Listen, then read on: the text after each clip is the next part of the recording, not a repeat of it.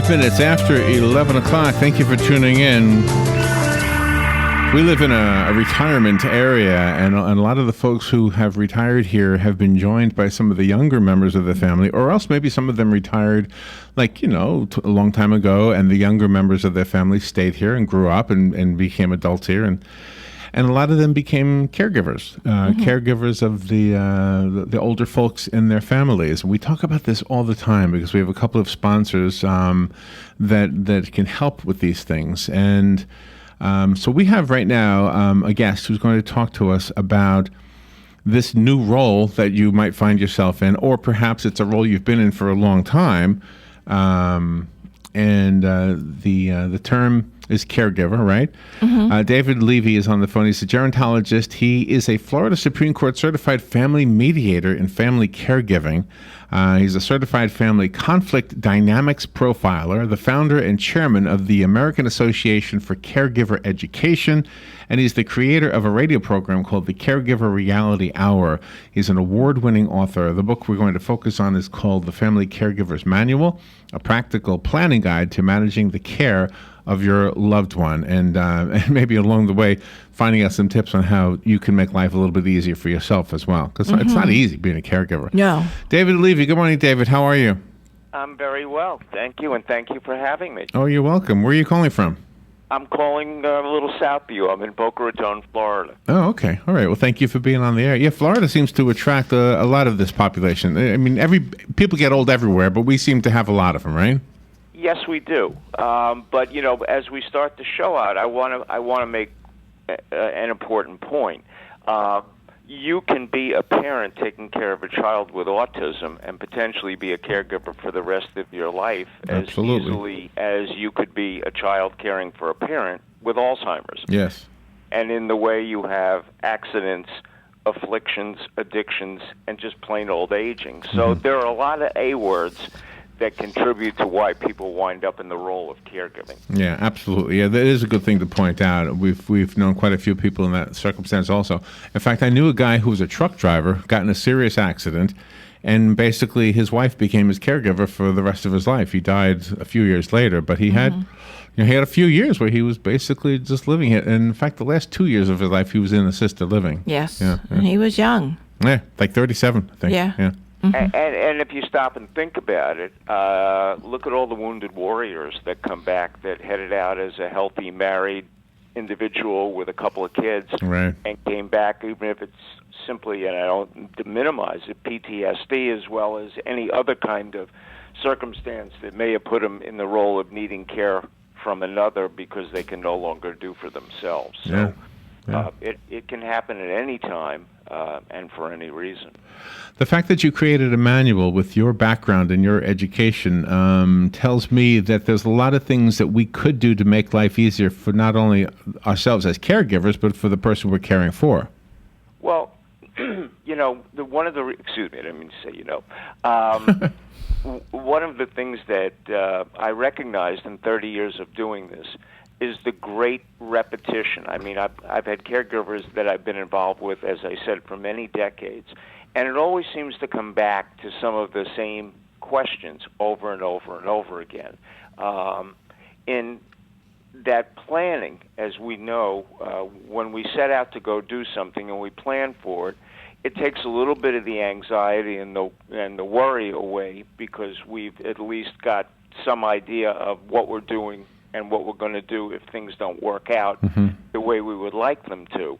So in listening to caregivers for all this period of time, I put together this manual, not so much to direct people on what to do, but how to set up an orderly process for assembling a lot of information that may be required over the spectrum of care so that your life runs smoother, their quality of life stays on the right track, and makes the whole process, which can be very difficult, a little easier. Let me ask you this, David, and I'm sure you've seen everybody in the spectrum of finances. Does the information apply to everybody the same? In other words, the people in Donald Trump's category, not to bring up a political figure, but a rich figure.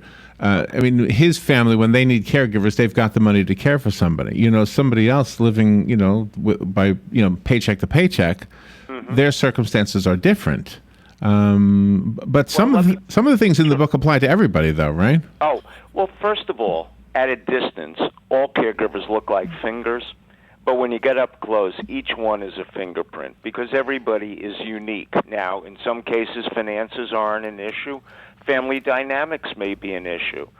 Geography may be an issue. You're a long-distance caregiver.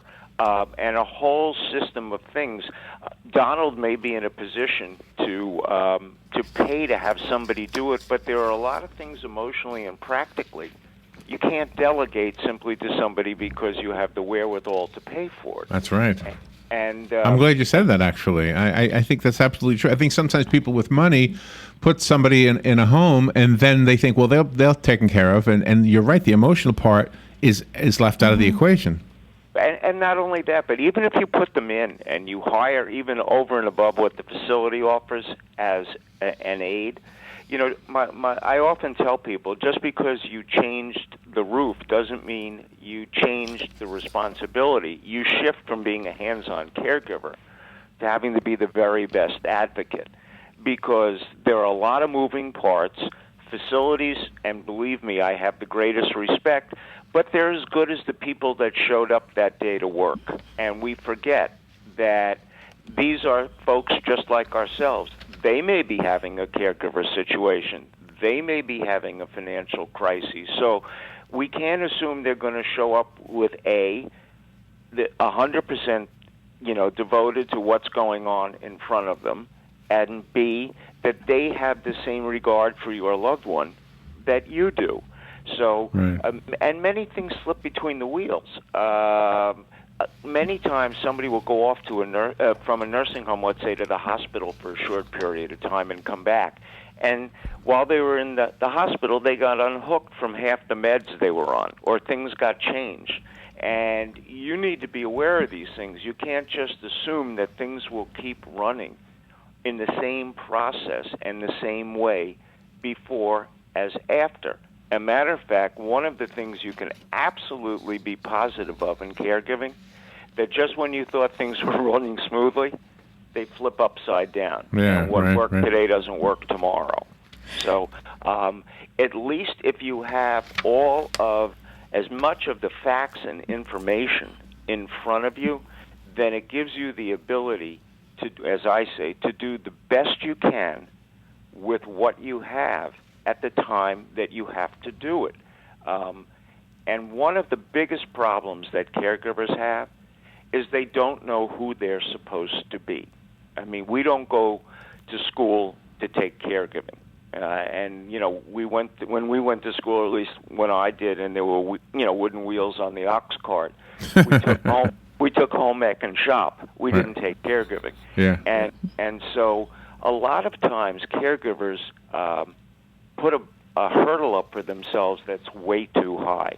They imagine that they have to be this combination of Mother Teresa and Florence Nightingale, and that if they don't do perfection every time they go after it, that there's something wrong with them. Nobody can do that. And by the same token, nobody's coming in day after day to put a gold star in your book. Right. So people have to realize that getting through the day without a crisis as opposed to perfection is a great... That's a good point. That's a good point. I was watching one of those judge shows. I can't remember if it was Judge Judy or one of the other ones. But anyway, there was an episode of one of those one time, and it was basically the father was the older person, and the brother and the sister, who were adults, wanted each to have custody of dad. Okay, they both loved their father, and they were trying to get the judge to decide who dad should live with. Mm-hmm. And dad took the stand, and he said, "Look, I love you both. I don't want to be with either one of you. I want to be in a home. Put me in a home." And it shocked them both. They both were crying, and anyway, so he explained. He was of sound mind, mm-hmm. and he said, "Look, I don't want you to have to touch me in places I don't want to be touched. I'd rather somebody I don't know do that. I don't want. I want the integrity that would bring me. I don't want you to see, my butt and everything. Right. And so he made some really good points. And a lot of people, everybody wants to be the caregiver because I love you, and I don't know, I love him more than you do. And yeah, I'm wondering if. Boy, have you hit a touchy subject. And many times when it comes to siblings, brothers and sisters that want to do the very best for mom or dad, they haven't been able to get along since the sandbox. And so a lot of times it's jousting for who's going to do, who's going to outdo whom in the role of, let's say getting dad's attention or affection. In the example you gave, the word that flies up as I'm listening to your analogies about being touched, you don't have to see my butt, is dignity. And right. Everybody is entitled to the dignity and also a quality of life. And if he felt that those circumstances, notwithstanding good intentions, weren't going to happen, then his role of needing to be taken care of or being helped diminishes to a great degree. And he was absolutely, spot on when it comes to that. And many times siblings, just to use that example, are thrown into the role, and I hear it often, take care of mom. I haven't liked her since she didn't let me go to the prom with Johnny. All right? Now, there's a 35-year-old piece of Samsonite luggage in the closet. All right? And so part of the reason when I was doing my gerontology studies that I got into family conflict dynamics is because I saw that the underpinnings of these very personal, involved, and extended roles have so much to do with who were the people growing up, what were their circumstances, and how do you help people resolve issues, as I mentioned earlier, that this is about dad and not about the two of you figuring out who's going to outdo whom. Yeah, really good point. And it occurs quite often. David Levy is our guest. The book is called The Family Caregiver's Manual. We've got a quick break we've got to take, and we'll be right back, David. Don't go away. Sure. This is The Source, WOCA Ocala. The weather is brought to you by myfwc.com. Safe boating is no accident on this Monday, Memorial Day holiday. Partly sunny with an afternoon and evening shower or thunderstorm around. Our high 87 to 91, and becoming mainly clear later Monday night. Low 68 inland, 74 at the beaches. For Tuesday, intervals of clouds and sun with a shower or thunderstorm in the afternoon. High 88 to 92. Wednesday, partly sunny with a shower or thunderstorm. High again 88 to 92. From the Florida Weather Center, I'm meteorologist Joe Lundberg. Need a mailbox rental but need more information? Remember, Personal Service Center, 789-6683. How does $10 a month sound with just a 3-month commitment? Remember, Personal Service Center, 789-6683. Mention WOCA and the setup fee is waived. Personal Service Center will email or text notifications to you when your packages arrive. Even scan mail so you never actually have to pick it up. Now that's service. Personal Service Center, 789-6683. Located on the corner of Northeast 25th Avenue and 24th Street, Ocala. Look for the yellow signs. Hi, this is JP from Penn Flooring here in Ocala. I would like to invite you to come in and visit our spacious showroom where we have solutions for every style and budget. From wall-to-wall carpet to hardwood floors and tiles, we have an unsurpassed selection of flooring. At Penn Flooring, we've provided quality customer service with a family touch for over 25 years. Visit our website at pennflooring.com or come by our showroom, 1201 Southwest 17th Street, just over the bridge. Penn Flooring, quality customer service with a family touch. All right, 19 minutes after 11 o'clock. Thank you for tuning in. The book we're talking about is called The Family Caregiver's Manual. David Levy is down in Boca Raton, I think he said. The Mouth of the Rat. Is that what that's called? Yes. City as well? Yes, it is. David, I want to tell you something about Robin and I. Robin and I, and when we're not doing radio, we do music. And our music is not taking us to Carnegie Hall. It takes us to nursing homes. Yeah. Anyway, so there was one nursing home we've gone to many times, and there was a 94-year-old lady living there. And we happen to know her son, who happens to be like 70 years old. So he's an older fellow himself, but he's the son. So I'm saying to this woman, I say, Barbara, I don't normally feel like I'm psychic, but I think I see somebody coming to visit you. And she's all excited. Oh, who's coming to visit me? Who's coming to visit me? Now I can see her son walking down the hall. Okay. Right. Okay. So I said, I think his name starts with a J. And she says, my son? Jan? Is Jan coming? It could be. It could be your son. Well, anyway, long story short, he heard me saying these things. Right. And he stood behind her, put his hands on her shoulder, and she whoa, and she turned around, and it was like, when you come home, your dog loves you so much. Yeah. Right. Oh my gosh, the look on her face was like, oh my god, this is the best thing that ever happened to me. Isn't that nice? Yeah, we don't realize that.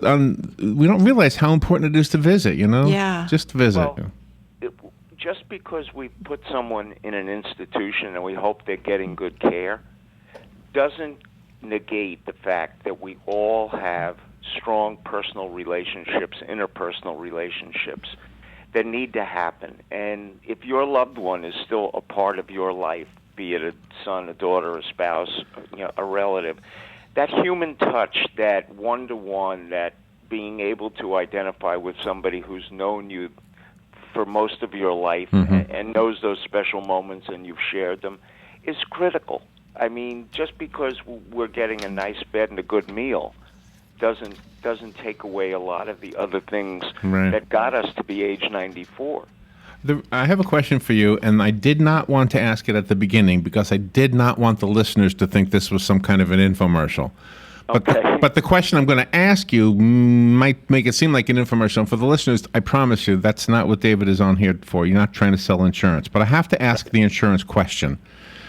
How do we know what kind of insurance to get, and is there a guide for that so that we could, because an insurance person is always going to sell you what they want to sell you. Right. Well, when I first got started in this business many years ago, for 10 years I partnered with a long-term care insurance carrier. So not only did we take care of the families of the insured, but I got a pretty good inside look. One of the things I see is a shift in how we can finance care.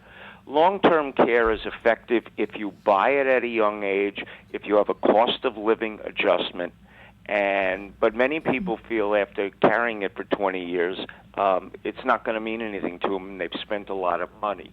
One of the newer emerging capabilities out there is to get a life insurance policy that allows you to trigger some of your payout when you go into a facility or you need long-term care, and it's a lot cheaper, and the insurance company knows as part of what it was going to pay you on your demise or whatever, they're going to get reimbursed as well.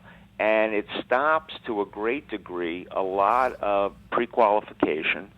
It depends on how it's written. You don't always need, some of the same triggers to get to it, Alzheimer's or two activities of daily living. And so there's a wide range of things out there, and I think many people are under the misconception that Medicare is going to pay for a lot of their long-term care, and that couldn't be anything farther from the truth. So that I'm a great believer that you better have everything going for you that you possibly can. And so while this is not an infomercial, I'm a great believer in insurance. And as I said, early long-term care. Later on, life insurance with an activation capability if you get into a care situation. And there are certain facilities across the country that accept Medicare, and they are run by the government, and then you have the private pay where you're paying $3,000, $4,000 a month just to stay there because they are private. Right. Well, first of all, you didn't mean Medicare, you meant Medicaid. Oh, that's it. I'm sorry. Right. Yeah, yes. Medicaid. And no, that's what a lot of people don't know. And the other thing is, unless the facility that you're talking about is what we call board and care, which is usually a single-family house that's kind of been retrofitted for 4 or 5 people, and you can get it for those kind of prices. Typical nursing home today, if you have to pay for it, is $10,000 a month and above. Wow. And the living is not far under that. So you need to seriously think that if you have a loved one that's going to need care or yourself, where's $120,000 a year coming from? Mm-hmm. And so the whole premise that Larry brought up about insurance, we need all those capabilities, because even if Uncle Sam is going to jump into a greater degree, it's going to be a question. We don't have that many facilities, all right, and nobody's building new ones. So that's why care has gone home with a caregiver who is really, in this day and age, the front line and the backbone of health care. I mean, if 5 million of them got up tomorrow out of the 50 and said, I can't do this, you take it over, Uncle Sam, the whole system would roll over. Oh, wow. So a lot of people are having a nurse come to their homes, or are we becoming amateur nurses? Well, we're becoming not only amateur nurses, but after a while you see the sophistication of some of the things that are needed, not just on the clinical side, but we become accountants, we become lawyers, we become advocates, for our loved one in a system that makes little sense and changes constantly. So we have to wear many hats. And that's what the book is designed to do, is kind of set you up in different categories. What do I need to know? Where do I have to go? And how can I do this with the least amount of stress on myself? This is a very comprehensive book, David. I mean, you've really done a good job. When I was looking through it, I mean, there were so many things that the average person would never think about. This is not a pamphlet for those listening. This is a full book. I would say that every facility in our community should get a few of these and have them there, so that they can allow somebody to at least look at them. And well, it also allows the caregiver or the family to make good choices, and that's part of the fact that it's not advocating staying at home, but what it's saying is, how do you do it the best way? Yeah, this is well thought out. Let me give away the copy that you sent us. If I have a listener who wants this copy, you are welcome to it. It is a real manual. I mean, this is not David trying to sell you anything else. This manual is and will work for you. The rest of us will have to go buy it. Let me give this one away. Pick a number. It's available on Amazon. Okay, we'll get that information in a second. Good morning. You're on the air. You've got the book. Who's this? This is Judy Lariana. Thank you. Judy, you've got it. It'll be waiting for you here, okay? Thank you. You're welcome. David, you said it was on Amazon? It's on Amazon. It's an e-book in many of what are still left of real bookstores. It's been in bookstores for about the last 5 weeks. It's the Family Caregiver's Manual. And for the nominal price, even if you can't use it today, there may be another family member, neighbor. It's the kind of thing that it's not written from the perspective of how did I take care of my mother who had X, Y, or Z. It's written from the perspective of listening to caregivers and saying, based on what I've heard, here are things you need to consider and think about. And which do you think is harder? This is a kind of an opinion question, but the wife who has the husband who needs to be taken care of, and they're basically the same age. Whereas somebody 20 or 30 years younger, the child, has a little bit of youth on their side, even if they are 70 and she's 90. Yeah, right. Yeah. Well, you raise a very good question, and that's the whole issue of family dynamics and role. I think, and we see a lot, and in the support groups I do, I see a tremendous amount of spousal caregiving reflecting on dementia. And I think that's some of the toughest, because there was a woman in our group the other day who made the comment, she has the wherewithal to put somebody in the house and get out, but her role, she can't figure out whether she's a wife or a widow. And so emotionally, it's very, very difficult. Children start out with the best of intention, but as I often tell them, this is not a sprint, it's a marathon. And, if it were chicken soup in a magazine because I got the flu for a week, that's one thing. But you're going to be at this for a considerable period of time. And because of the shrinking amount of caregivers to people needing care, you're going to be doing it again. Yeah. Interesting that you said... what you do for grandma isn't what you do for your spouse, and is not what you did for your special needs kid. Absolutely. All different. Absolutely, yeah. The wife or widow statement is... That's a very controversial. They're very controversial, but I agree with what you're saying. Who was the pastor? Robert Schuller, I think. I know he's since died, but I think he even came through, or maybe it was another one of those evangelistic guys. But a guy you would never think would say it's okay to find a partner if your partner's still alive. Right. Remember that? Yes, and that even came about from one of our Supreme Court justices.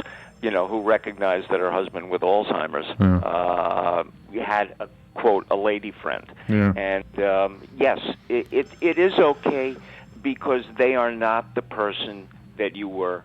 They are physically the person you were married to, but emotionally and mentally, they are not David, who they were. We've got to go. What a great interview. You've done a great job with this book. It's called The Family Caregiver's Manual. David Levy, thank you so much. We will be right back. News Radio, I'm Pat O'Neill. Wreath-laying ceremonies taking place around the country this Memorial Day. That's the U.S. Army Brass Quintet at the World War II Memorial on the National Mall in Washington. President Obama will be placing a wreath on the tomb of the unknown soldier at Arlington National Cemetery. A shooting at a Houston auto detail shop has left 2 dead, including the suspect, and several injured. Interim Police Chief Martha Montalvo says they don't know the motive. But what we do know is that they were shooting randomly, not only just at whoever happens to come upon the scene. Officials believe a fire at a gas station next door started when some of the gunfire hit a pump. At least 3 police vehicles were damaged.